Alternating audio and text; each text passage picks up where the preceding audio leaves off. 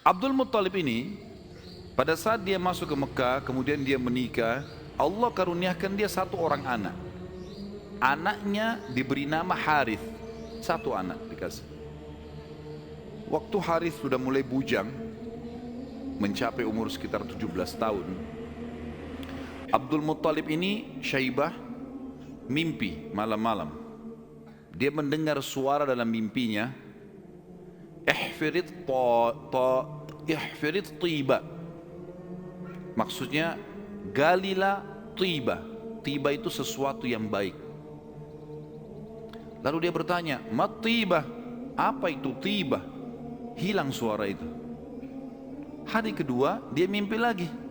Dengar lagi suara, ihfiril barrah.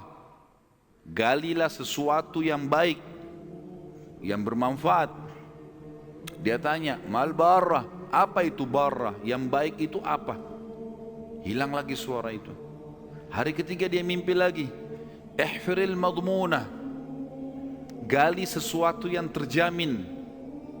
Dia tanya, mal madmunah? Apa itu madmunah? Hilang lagi. Hari keempat baru dia mimpi dan dia dengar, ihfiriz zamzam. Galilah zamzam itu. Zamzam ini di zaman itu cuma seperti sebuah histori lama, kenangan. 500 tahun tidak ada sumur zamzam, hilang. Jadi selama Khuza'ah berkuasa teman-teman sekalian di Mekah, mereka selalu mendatangkan air dari luar, beli mahal dari luar Mekah, sumur-sumur di luar Mekah. Abdul Muttalib ini pernah dengar kalimat zamzam, penasaran dia. Terus dia tanya, dalam mimpi dia tanya, mas zamzam, apa itu zamzam? Lalu keluarlah suara itu mengatakan, dan dia dengar pada saat itu ya, kalau dalam buku-buku sejarah disebutkan, la tanzifu abada, sesuatu yang tidak akan pernah rusak, wala tarum, juga ya, sesuatu yang selalu bersih dan tidak akan pernah rusak. Taskil hajijal a'zam, engkau akan memberikan dengannya air para jemaah haji.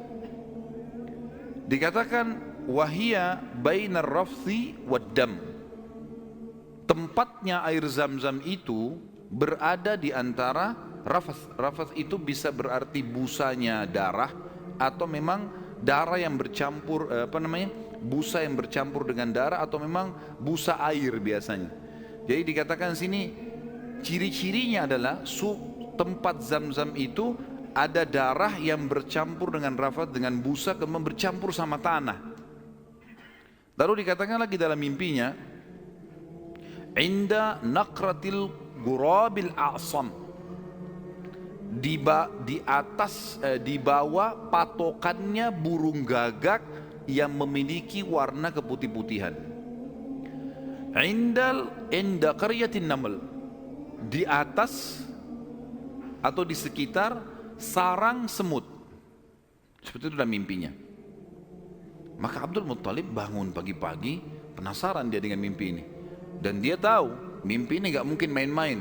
3 hari 4 hari berturut-turut, kemudian dia disuruh gali, dia bawa cangkulnya, datang di sekitar Ka'bah.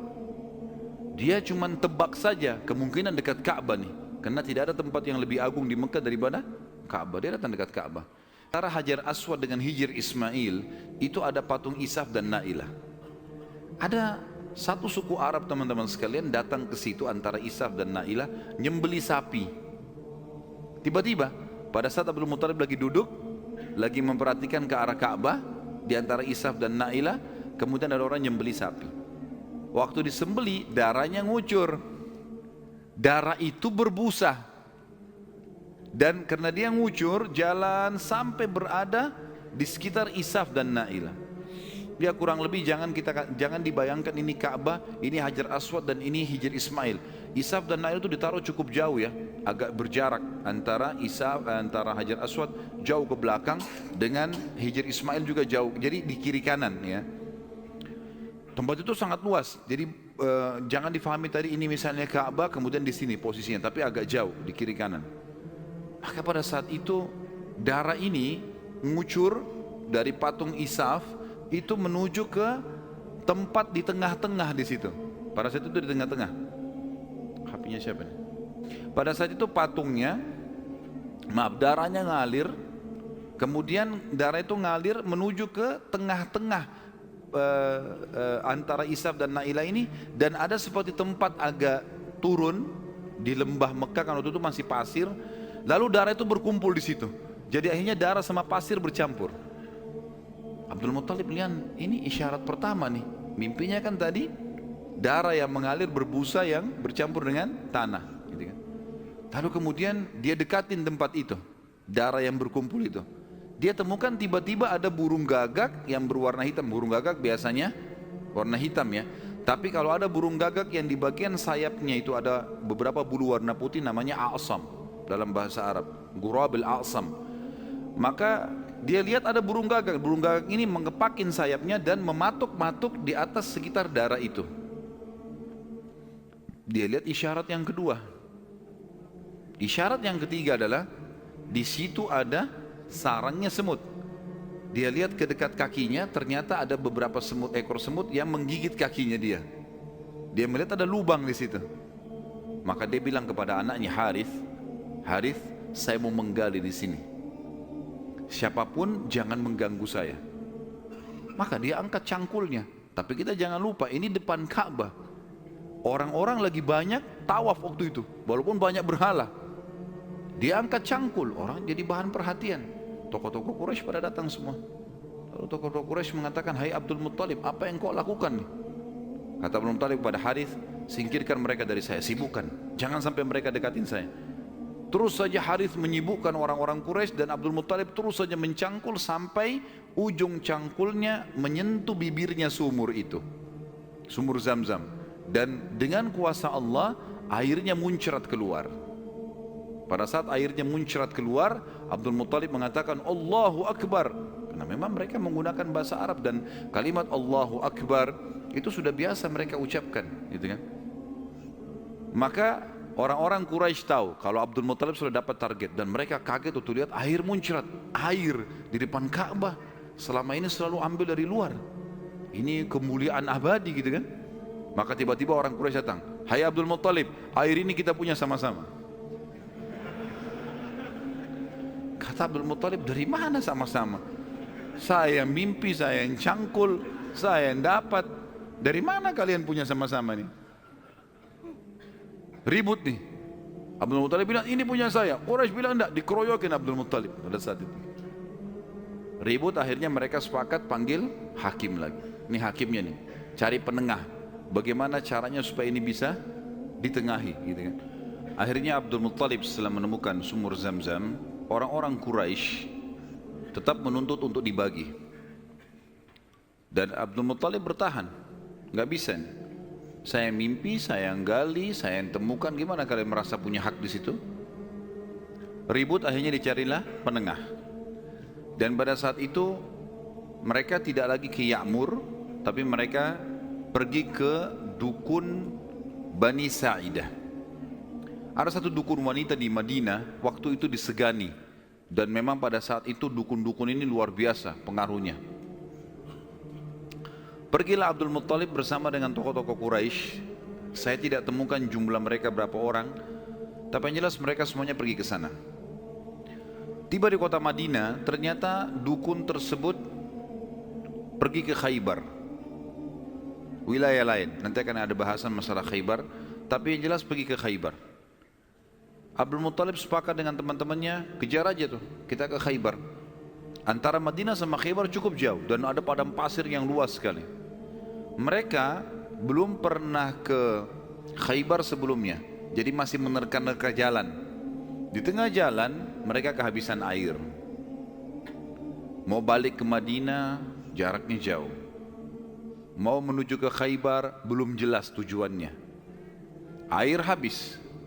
Panas lagi sangat terik pada saat itu. Mereka bermusyawarah, kira-kira bagaimana jalan keluarnya nih. Akhirnya orang-orang Quraisy selain Abdul Muttalib sepakat mengatakan, kayaknya kita pasti mati nih, nggak ada air.